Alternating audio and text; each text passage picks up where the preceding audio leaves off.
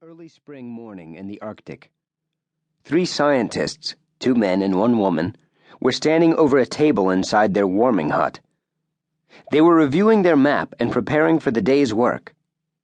This was day number 28 in their month-long assignment. Only a few more outings, and they'd be ready to publish their findings. "Let's take measurements from here today," said the woman, pointing to a spot 50 miles away. "No one has collected data from this area before." "Good idea," said another scientist. "It will be good to compare the thickness of the ice there with other locations."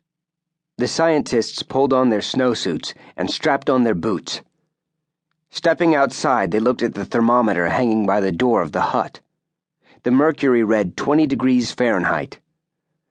"Another warm day in one of the coldest places on Earth," said one. The other scientists chuckled at the joke. After fastening their tools to their snowmobiles, they started the engines. Within moments, the trio was traveling across the frozen plain. Within an hour, they'd arrived at their destination. They hopped off their snowmobiles and began organizing their tools. One of the scientists noticed some buildings in the distance. They looked like isolated warming huts.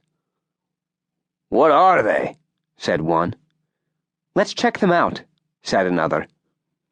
As they walked toward the huts, an enormous noise ripped through the air. Behind the buildings, chunks of ice and earth burst from the ground. The force of the explosion was so great it knocked the trio off their feet. Dazed, the scientists lay on their backs. Soon they were aware of another sound. This time it was the roaring sound of approaching snowmobiles, getting closer and closer. "Who do you think that is?" said one of the men, looking scared. "I don't know," said the woman. The drivers of the snowmobiles had black helmets painted with flames and darkened visors covering their eyes. "I have a bad feeling about this," said the other man. "Me too," said the woman. "Let's get out of here."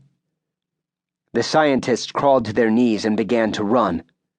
They sprinted in the direction of their snowmobiles. If they could get to a radio, they could call for help. The first snowmobile slid in front, blocking their path. The scientists turned and ran the other way. The second snowmobile trapped them from behind. Realizing what was happening, the trio looked around wildly. "Don't hurt us," said one scientist. He put his hands in the air to show he didn't have any weapons. "We won't tell anyone what we've seen," pleaded the woman. By now, all of the scientists had their hands held high. "We know you won't," sniggered one of the drivers. Pulling a long tube from his rucksack, he flashed it at the scientists. "Please, don't!" begged one of the men. Although he didn't know what the tube was for, he had a bad feeling it wouldn't be good news. But the driver ignored their pleas. He aimed the tube at the scientists and pumped the lever that was underneath. A fine dust burst into their faces. As it crept into their noses, they fell to the ground with a thud. "Let's tie them up," said one driver to the other, "and kill their radios." The driver